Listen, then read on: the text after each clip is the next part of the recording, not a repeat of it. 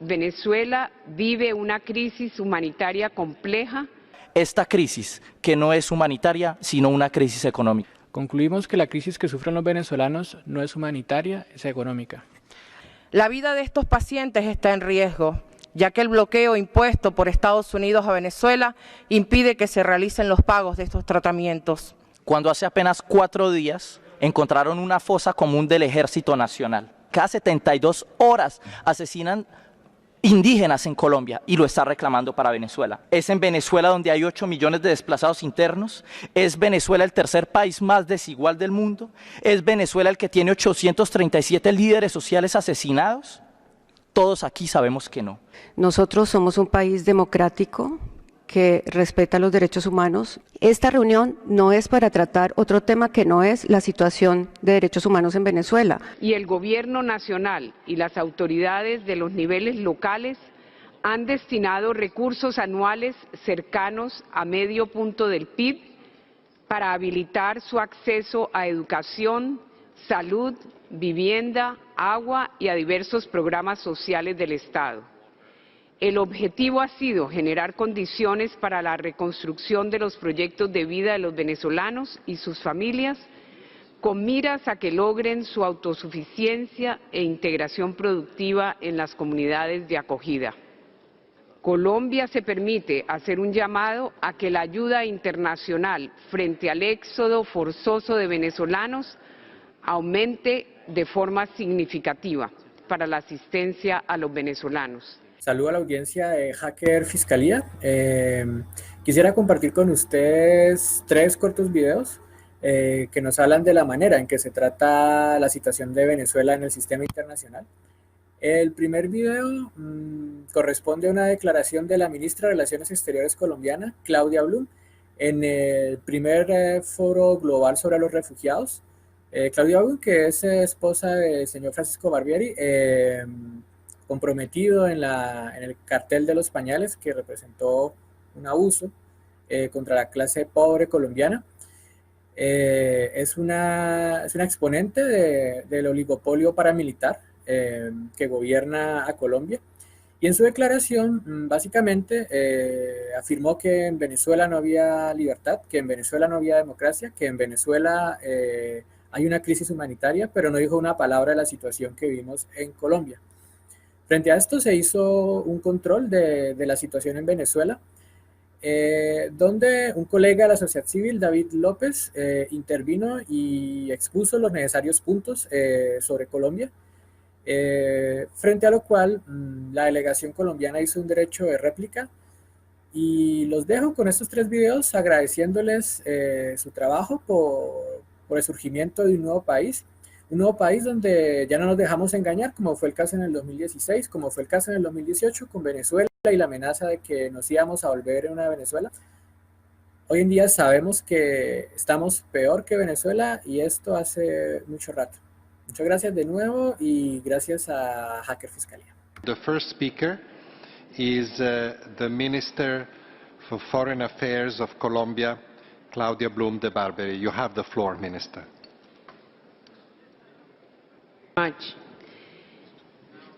Señor Filippo Grandi, Alto Comisionado de las Naciones Unidas para los Refugiados,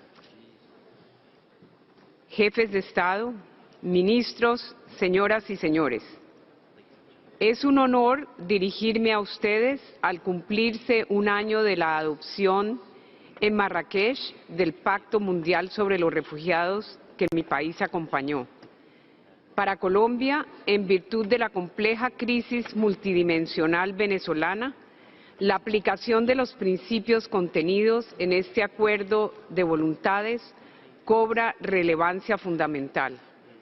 ACNUR estima que 4,6 millones de venezolanos han tenido que abandonar su país.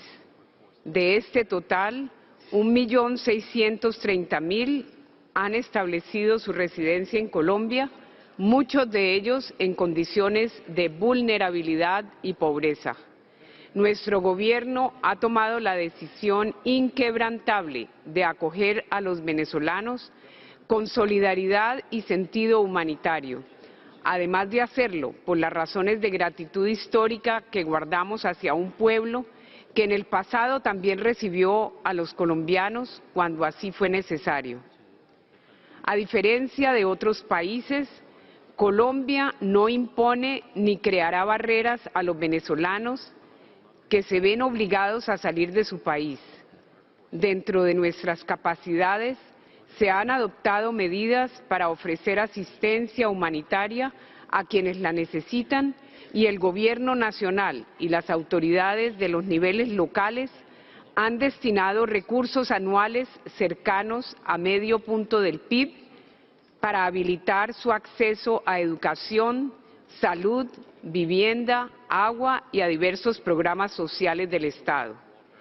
El objetivo ha sido generar condiciones para la reconstrucción de los proyectos de vida de los venezolanos y sus familias, con miras a que logren su autosuficiencia e integración productiva en las comunidades de acogida. Quiero presentarles algunos datos. En la actualidad, 210.000 niños venezolanos se educan en escuelas y colegios públicos en mi país. 65.000 niños acceden a los servicios para la primera infancia de nuestro Instituto de Bienestar Familiar. En los últimos 18 meses se han suministrado 1,5 millones de vacunas, en especial a menores de 5 años, y en 2 años y medio 477.000 venezolanos recibieron 3,9 millones de atenciones en salud. Solo en 2019 se prestaron más de 300.000 servicios médicos de urgencia, incluido un número significativo de atenciones a mujeres gestantes. Adicionalmente, el Gobierno viene expidiendo permisos especiales de residencia que ya benefician a 600.000 venezolanos, lo que les ha permitido su plena regularización y facilita su acceso al empleo. Asimismo, en una decisión fundamentada en el principio de protección internacional, el gobierno del presidente Iván Duque resolvió otorgar la nacionalidad por nacimiento a los hijos de padres venezolanos que han nacido en Colombia desde agosto del 2015. Esta medida se denomina Primero la Niñez y beneficia hasta ahora a más de 36.000 niños y niñas que estaban en riesgo de apatridia. Resalto esta iniciativa en el marco de este foro, pues con ella se aseguran principios reconocidos universalmente, además de permitir la protección prevalente de los derechos del niño y su inclusión y acceso a nuestras políticas de infancia. La magnitud de esta diáspora también nos ha impuesto el desafío de prevenir toda forma de discriminación y xenofobia. Por eso, el presidente Iván Duque ha realizado llamados públicos y permanentes a las autoridades y a los ciudadanos para que prevalezca el derecho a la no discriminación y se aplique a plenitud el marco constitucional colombiano que reconoce la igualdad de derechos para todas las personas independientemente de su nacionalidad. Señoras y señores, Venezuela vive una crisis humanitaria compleja cuya solución no se vislumbra en el corto plazo. El retorno de los venezolanos en condiciones de seguridad y dignidad no es por el momento una opción, pues este solo será posible cuando la democracia, la libertad y la estabilidad económica se restablezcan en ese país. Hoy quiero renovar nuestro agradecimiento a los estados y organismos multilaterales que han brindado cooperación para enfrentar el desafío que el éxito venezolano nos ha significado. Pero debo reafirmar también aquí que nuestras capacidades nacionales están al límite. En 2020, según el Instituto Brookings, más de 6 millones de venezolanos habrán huido de su país. El 70% de ellos se quedará en la región y la mayoría se establecerá en Colombia. El conjunto de la sociedad colombiana continuará firme en su compromiso de acoger e integrar a los venezolanos que lo necesiten, Pero para tener éxito en este propósito y ante la progresiva salida de venezolanos, es determinante que la comunidad internacional también otorgue prioridad a la respuesta que merece esta situación. Este foro es una oportunidad única para materializar en acciones concretas el principio de distribución equitativa de la responsabilidad internacional que se encuentra en el corazón del pacto que hoy nos convoca. Por eso, Colombia se permite hacer un llamado a que la ayuda internacional frente al éxodo forzoso de venezolanos aumente de forma significativa, para que guarde relación con el compromiso demostrado en otros procesos de diáspora de proporciones similares o incluso en situaciones de dimensión menor que recibieron mayores recursos que los hasta ahora asignados para la asistencia a los venezolanos. La cooperación y la solidaridad de la comunidad internacional son vitales en este momento crítico para que los principios y objetivos del Pacto sobre los Refugiados puedan honrarse e implementarse de forma responsable y podamos responder todos frente al éxodo venezolano que crece día tras día con evidentes implicaciones regionales y globales. Muchas gracias.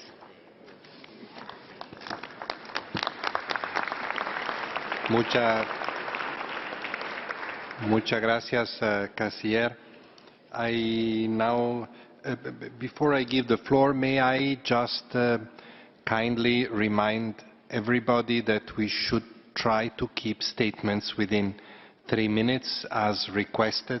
Otherwise, we won't be able. We have time until tomorrow night. We have 123 states that have requested the floor, plus other speakers.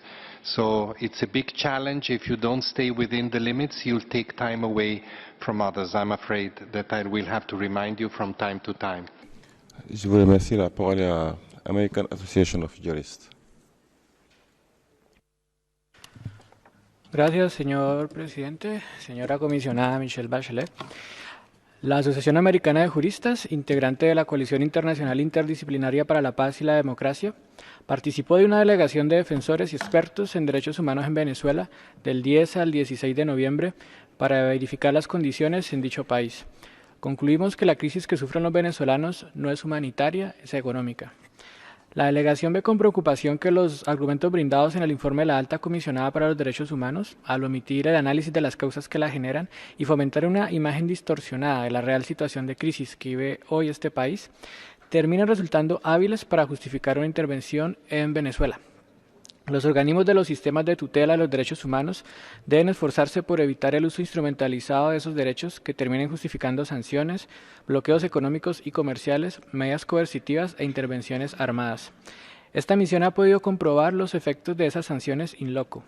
Las medidas coercitivas unilaterales impuestas por Estados Unidos y sus aliados impiden el disfrute y el ejercicio pleno de los derechos humanos en Venezuela y limitan la capacidad del Estado venezolano para garantizarlos y protegerlos. Hemos podido constatar el esfuerzo del Estado venezolano en su cumplimiento, así como las instancias de diálogo con la oposición y diversos actores sociales para arribar a soluciones consensuadas.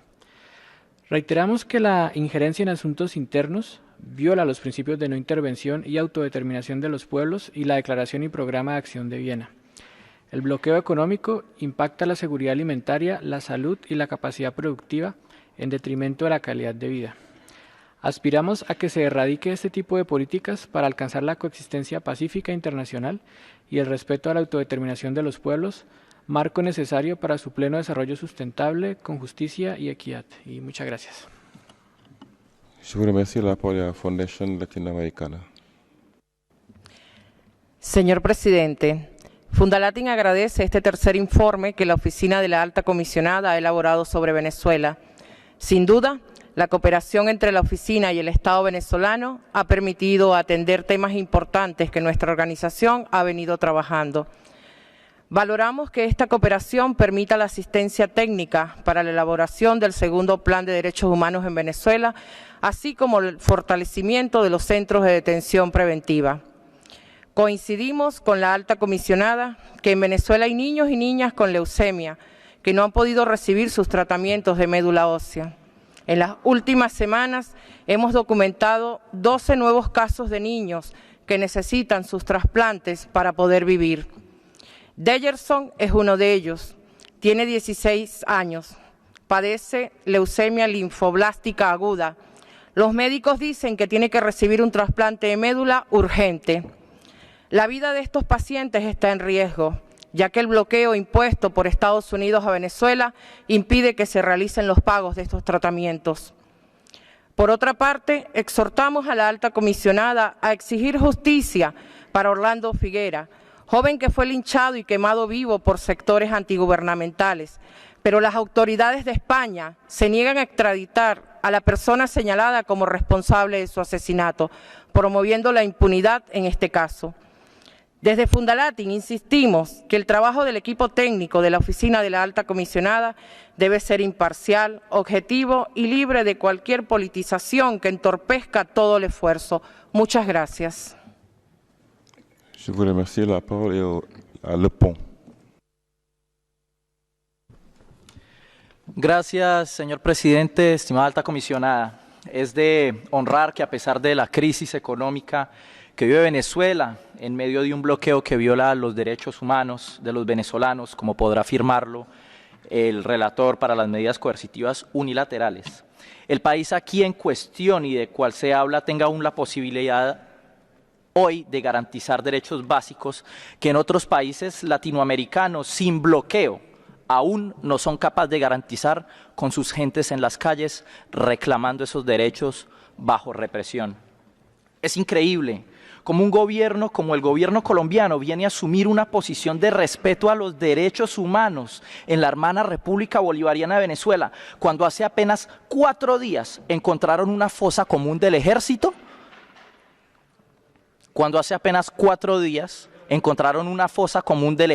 nacional. ¿Cómo puede hablar el gobierno colombiano de irrespeto a los derechos de los pueblos indígenas si cada 72 horas asesinan indígenas en Colombia y lo está reclamando para Venezuela? Venezuela hasta ahora ha demostrado hacer un esfuerzo enorme con respecto al derecho a la vivienda que los países miembros del Grupo de Lima aún no hacen, con el derecho a la educación que estos países aún no hacen. Y pregunto, ¿es en Venezuela donde hay 8 millones de desplazados internos? ¿Es Venezuela el tercer país más desigual del mundo? ¿Es Venezuela el que tiene 837 líderes sociales asesinados? Todos aquí sabemos que no. El trabajo del alto comisionado en Venezuela es sumamente importante, además porque se cree en la objetividad de la oficina e inspira justamente la buena voluntad para ayudar en materia de derechos individuales y colectivos al pueblo venezolano. Es sumamente importante que la comunidad internacional y el Consejo entiendan que no es bloqueando al país que habrán facilidades para superar esta crisis, que no es humanitaria, sino una crisis económica. Muchas gracias. Je vous remercie.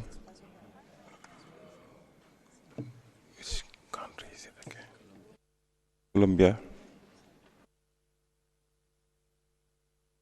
Presidente, esta reunión fue convocada bajo mandato de 2 resoluciones, la 42.4 y la 42.25, y se hizo para que habláramos de la situación de derechos humanos en Venezuela. Nosotros somos un país democrático que respeta los derechos humanos y respetamos también a la Oficina de la Alta Comisionada y a los aquí presentes. Colombia tiene retos y desafíos que se miran con el Consejo de Derechos Humanos en la oportunidad de la agenda que está establecida. Esta reunión no es para tratar otro tema que no es la situación de derechos humanos en Venezuela. Para eso fue convocada. Y me parece que la Secretaría y usted, señor presidente, si me lo permite, deben asegurar que la sesión se utilice para ello. Hay otras sesiones, otros puntos de la agenda y otras preocupaciones que son igualmente válidos. Me parece que de todas formas es su autoridad para que el tema que es bajo discusión se respete. Por otra parte, es importante también que la Secretaría nos cuente a los estados que aquí estamos presentes por qué hay miembros de las diferentes ONGs que hablan en el Consejo de Derechos Humanos que a veces pertenecen a una ONG en la siguiente reunión pertenecen a otra ONG, ¿qué forma tienen de acreditarse ante la Secretaría? ¿Están reconocidos por el ECOSOC?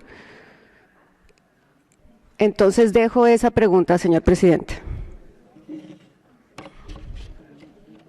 Je vous remercie, Colombie. Thank you very much, Je Colombia. suis tout à fait d'accord avec la I réunion fully agree that d'aujourd'hui concerne le the meeting Venezuela. today relates Donc, en to the principe, situation on doit se in prononcer Venezuela. sur So, le in Venezuela. principle, we should Mais only ça refer également est un to appel à l'endroit Venezuela. de l'organisation Le Pont. Ça a été fait à And plusieurs reprises au sujet I'd des like ONG qui ne to se prononcent remind pas sur the l'ordre du Le jour, Pont tel que organization has been done Cela dit, before not pour to ce qui talk about concerne things les that are ONG not qui parlent on the agenda. au nom de Now, on plusieurs the groupes, question c'est des ONG of qui sont dûment NGOs that accréditées. speak on behalf Donc, of dûment accréditées par different d'autres groupes. groups, Donc, they have been duly l'accréditation est là. accredited by our Donc, group, qu'ils so the parlent au nom accreditation does exist. d'une ONG So X if they aujourd'hui et Y speak demain, on behalf of NGO le X secrétariat today and et le conseil NGO ne parlent Y contrôler. tomorrow, L'essentiel, c'est que est-ce the que cette Secretariat ONG has a not une control accréditation, cette over personne qui parle this. The most a une important thing is accréditation that en the bonne et due NGO forme. has been Et c'est cela le accredited cas. in due form. Donc tout ça And peut-être c'est that des is the règles à case. repréciser par le Conseil. Perhaps Mais these pour l'instant, rules c'est should la be situation reviewed telle by qu'elle the se Council, présente. but this is the situation that we have today. Je donne la parole à Human Rights Watch. I give the floor now to Human Rights Watch. Thank you, Mr. President, and I speak fairly consistently on behalf of Human Rights Watch.